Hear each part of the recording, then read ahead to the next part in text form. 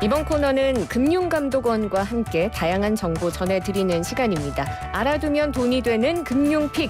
오늘은 금융감독원 불법금융대응단의 박운용 선임조사역 전화 연결돼 있습니다. 안녕하십니까? 네, 안녕하세요. 금융감독원 박운용 선임조사역입니다. 네, 안녕하십니까? 오늘은 법정 최고금리를 초과하는 고금리, 또 불법 채권 추심 피해에 대해서 어떤 도움을 받을 수 있는지 저희가 살펴볼게요. 어떤 내용인가요?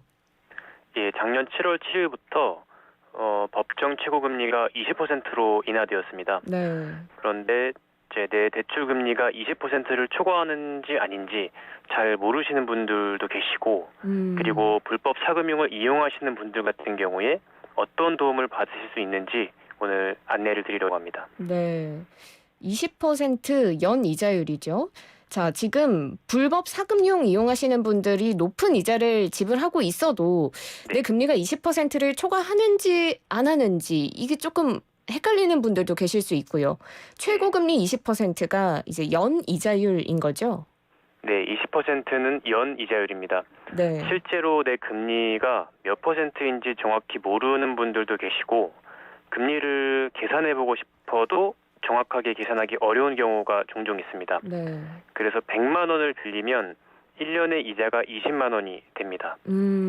그리고 만약에 월수나 일수 같이 월이나 일 단위로 저희 상환하는 돈을 갚는 방식이라면 최고금리인 20%를 월로 환산한 1.67% 혹은 일로 환산한 0.05%로 최고금리를 적용해야 합니다. 네. 저희 상담하시는 분들 중에 간혹 100만 원을 한 달 빌리는 경우에 그럼 한 달 이자가 20만 원 이하면 불법이 아닌 걸로 오해하시는 분들이 있는데, 100만 원을 한 달 빌리시는 경우에는 한 달 기준으로 이자가 약 16,700원을 초과해서는 안 됩니다. 네, 그렇군요. 사실 제도권 금융회사에서는 이런 일이 잘 없을 것 같기는 한데요. 근데 가끔 보면 대출 관련 수수료 아니면 선이자를 명목으로 원금에서 일정 금액을 제외하고 대출금을 지급하는 경우가 있는데 이런 경우에는 이자율 계산을 어떻게 하면 좋나요? 예, 이자율을 계산하는 방법이 법에 정해져 있습니다. 네. 대부업법 제8조를 보시면 이자율을 계산할 때 사례금, 할인금, 수수료 등 명칭과 관계없이 대출과 관련해서 대부업자가 받은 것은 모두 이자에 포함해서 계산하도록 되어 있습니다. 다만 담보권 설정 비용 그리고 신용주의 비용은 예외적으로 이자에 포함되지 않습니다. 네. 그리고 대부업자가 선이자를 사전에 공제하는 경우에는 그 금액을 제외하고 채무자가 실제로 받은 금액을 기준으로 이자율을 계산해야 합니다. 그렇군요. 근데 말씀만으로는 제가 잘 와닿지가 않는데요. 구체적인 사례는 없을까요? 예, 그러면 저희 가장 많이 접수되는 피해 유형을 가지고 제가 설명을 드리겠습니다. 네. 급전이 필요했던 A씨가 미등록 대부업자한테 일주일 만기로 50만 원을 빌렸습니다. 근데 대부업자는 선이자와 수수료 이런 명목으로 원금 50만 원 중에 20만 원을 제외한 30만 원만 지급을 했고요. 네.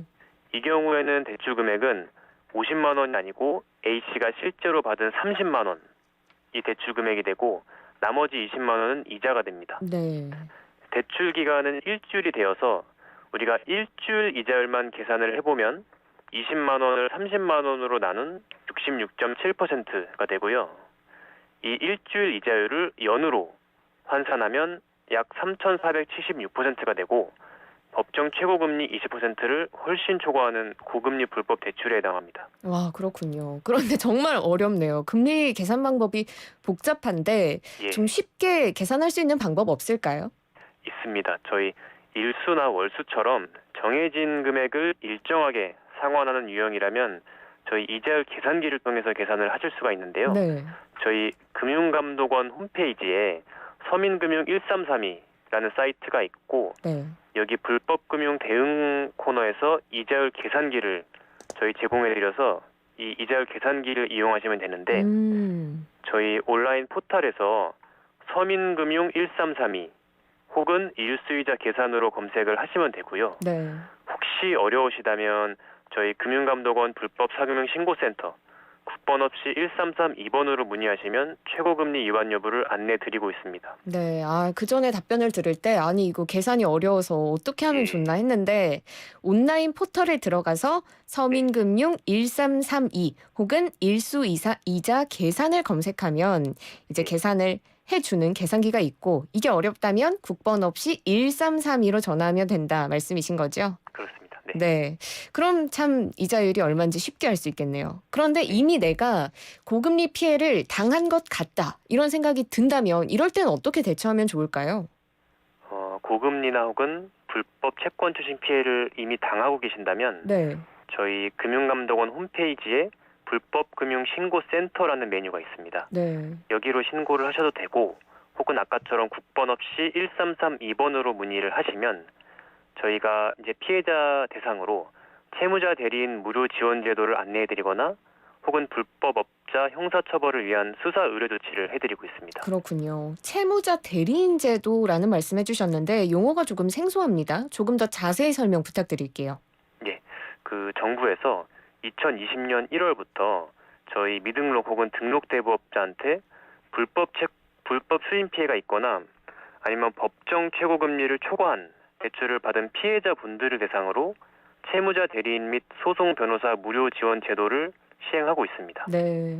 그래서 최고금리 위반에 대해서 반환 청구가 필요하시거나 혹은 이제 반복되는 불법 추심으로 고통받고 있어도 제가 비용이 없어서 좀 대응이 어려우신 분들이 있을 수가 있는데요. 네.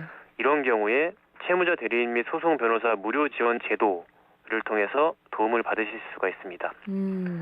이 무료 지원 제도를 신청하시면 법률구조공단의 변호사가 채무자 대리인으로 선임이 돼서 네. 대부업자로부터 직접 추심 연락 등이 금지되고, 또 최고금리 초과한 금액을 반환받는 소송이나 기타 법률 상담을 지원해드리고 있습니다.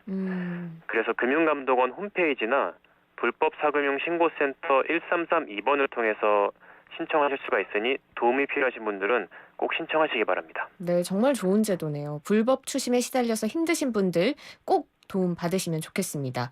이 채무자 대리인 신청할 때 좀 유의해야 할 사항은 있을까요? 예, 보통 불법 사금융 피해를 당하시는 분들은 이 채권자의 주소나 정확한 이름을 모르시는 경우가 많습니다. 그래도 최소한 채권자의 연락처 정도는 아셔야 채무자 대리인 제도에 도움을 받으실 수 있다는 점을 꼭 말씀드리고 싶고요. 네. 그리고 또 불법 추심을 증명할 수 있는 통화 녹취라던가 아니면 문자 기록, 그리고 있다면 고금리 대출임을 입증할 수 있는 대출 계약서, 혹은 제가 돈을 받거나 상환할 때 입출금 상환 내역 같은 증빙 자료를 제출하신다면 보다 쉽고 빠르게 법률 구제가 가능할 수 있으니까 평소에 이런 증빙들을 잘 챙기시면 좋을 것 같습니다. 네, 채권자의 연락처 그리고 불법 추심임을 증명할 수 있는 서류들이 있으면 좋다 말씀해 주셨습니다. 마지막으로 고금리 대출이라도 필요한 저신용자분들에게 유의사항 있다면 어떻게 당부해 주실 수 있을까요? 예, 우선 저신용자 분들 같은 경우는 대출을 알아보시기 전에 혹시 이용 가능한 정책 서민금융 상품이 있는지 그 서민금융진흥원 저희 1397번으로 하시면 되는데, 1397? 네. 예, 서민금융진흥원에 한번 확인을 해보시는 게 좋습니다.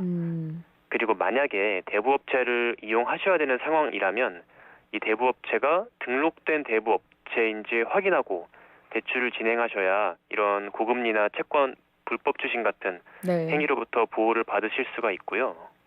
이 등록 대부업자인지 여부는 저희 금융소비자정보포털 파인에서 조회가 가능한데, 마찬가지로 저희 온라인 포털에서 한글로 파인, 네. 예, 파인을 검색하시면 이제 금감원 금융소비자정보포털이 나오고요. 등록 대부업자 여부를 주의하실 수 있기 때문에 대부업 대출을 알아보시기 전에 꼭 확인하시는 것을 잊지 마시기 바랍니다. 네, 오늘도 유익한 말씀 고맙습니다. 잘 들었습니다. 감사합니다. 네, 지금까지 금융감독원 박운용 선임조사역이었습니다.